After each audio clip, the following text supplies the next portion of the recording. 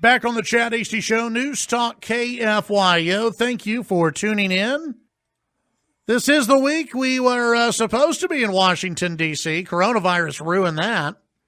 As we were supposed to be at the Radio Row for the Federation for American Immigration Reform Fairs Hold Their Feet to the Fire Radio Row, which they've been doing many years in a row. We look forward to being back next year, and joining us on the phones right now to talk a little bit more about FAIR and everything that they do, Daniel Stein, president of FAIR. Daniel, good morning. Welcome back to the show, and we wish we could be with you there in D.C., but the coronavirus ruined a lot of plans this year, didn't it?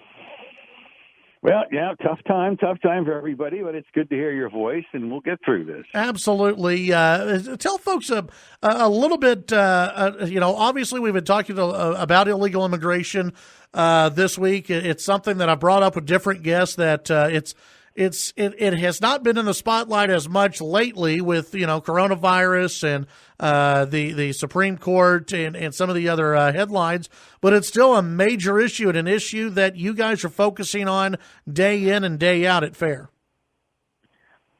Well, certainly, look, this is a major issue. A big part of the Trump administration's agenda has been trying to focus on ways to better control our borders. Certainly, they've made some real progress these first 4 years against extraordinary opposition from the House Democrats and the ACLU and frankly, even some big agricultural interests, too. But, they've made some tremendous strides, and the important thing is to keep this momentum going. The issue itself, of course, has produced, as the president has gotten better control of our borders, we started to see some wage growth in this country, and unemployment rates for Black and Hispanic workers were reaching all-time lows before the pandemic hit. So surely, everybody, I think, supports what the president was trying to do along these lines, and it's likely to surface a little more in the course of the campaign for sure. But, if we were all in D.C., talking to folks, in person, it would certainly still prove to be a good time to be talking about the subject. Yeah, no, absolutely. And I think when you compare what the president has done to what Joe Biden wants to do, there's just no comparison when it comes to illegal immigration. I want to ask you, I know you've been dealing with immigration law and law reform for over 35 years. You've been, paying attention to illegal immigration into the issues that we see from it. Has there been? How has President Trump done compared to past presidents, past administrations on the issue of illegal immigration? Well, you can see the resistance that the groups have put up. Excuse me, the ACLU.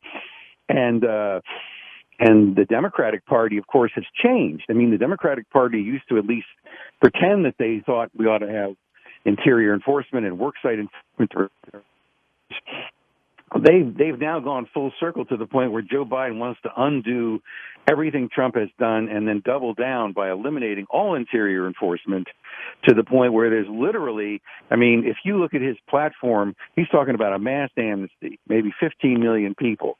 In order to implement an amnesty like that, you have to, first of all, stop enforcement entirely, which, of course, they've been doing anyway in these Democrat-run jurisdictions with these sanctuary policies.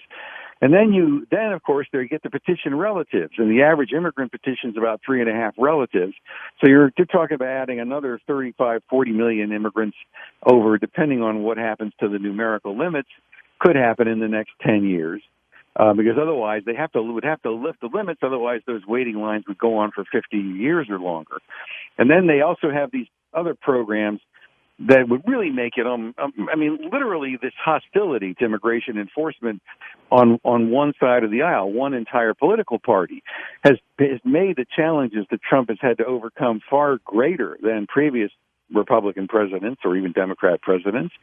We've never had anybody running for office who has articulated policies that Joe Biden has now articulated. And, of course, the media aren't paying any attention, but he's talking about health care for illegal aliens. giving them all amnesty, abating their tuition payments, giving them free community college, free tuition.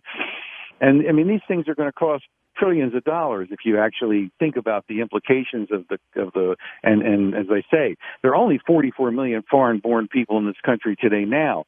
So under this Biden plan, you're talking about 54 million more foreign-born coming in, maybe, in the first two terms or shortly thereafter. So this is it's an astoundingly irresponsible commitment that would make this country ungovernable, and yet it doesn't get any media attention.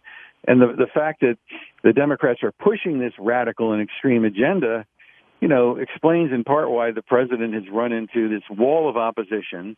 He's building the wall, but he's not with any help from the Democrats. The wall, signature campaign promise, has improved the enforceability of the border and made a big difference, and they still oppose the wall. They've never said why they oppose the wall. But, credit the president. He's, with his determination, he finds a workaround when he can't get help from Congress. Yeah. Visiting with Dan Stein here, president of FAIR. Before we let you go, Dan, I want to ask you, if let's say the president wins reelection, what other steps would you like to see this administration take or attempt to take dealing with illegal immigration? Well, this whole voter fraud problem underscores the fact that we really need to, harden up the driver's license and the voter registration process, which is really tied to the fact that it's too easy to lie about your citizenship in this country and then get benefits. It's too difficult for the immigration folks to actually demonstrate that a person's here illegally. So we need to do something about that, and we need to improve worksite enforcement. We certainly need to continue adding resources along the border, but more importantly, we have an immigration court system where you have 1.5 million cases on the docket. They are literally, it's broken. I mean, you come. Part of the reason these caravans were coming was because if you make an asylum claim, you get led into the country, given work documents, and get a court hearing 5 years down the line, and then we're supposed to pay money to have the government go find you. So they need to change the procedural requirements so people, which is what Trump has tried to do with his Remain in Mexico plan. So people can't just monkey with these loopholes to get through, get into the country. Because it's much easier, to control the borders if you keep the aliens outside the country while their application is pending. So we'd like to see advances in rationalizing that process. Now, the immigration judges, some of them want to move it to an Article III court, make them like a real federal court. In the old days, an immigration hearing was before an immigration officer. It was more like it's a benefit. It's a civil benefit. It's not a criminal trial. But the advocates on the other side want every deportation hearing to be like O.J. Simpson's murder trial. No, I mean, either you have the right to be in the country or you don't. It's a civil proceeding. It's a public benefit, like whether you're eligible for Social Security. And if you're not lawfully entitled to be here, well, then you go back home where you're a citizen and you can enjoy all the privileges of it. But for some reason, they've decided we have to have this elaborate, complete court system every time an alien is going to go through removal proceedings, and it's simply not workable. Yeah. Visiting with Dan Stein, you can find out more about the Federation for American Immigration Reform, FAIR, at fairus.org. Dan, we appreciate you joining us today. We appreciate your support as well, and we'll see you again next year. Thanks for being part of Feet to the Fire, my friend. All right. Thank you. That's Dan Stein, president of FAIR. Hold their feet to the fire. We would be in D.C., but we're here, and we're still bringing you illegal immigration news. It's an important issue.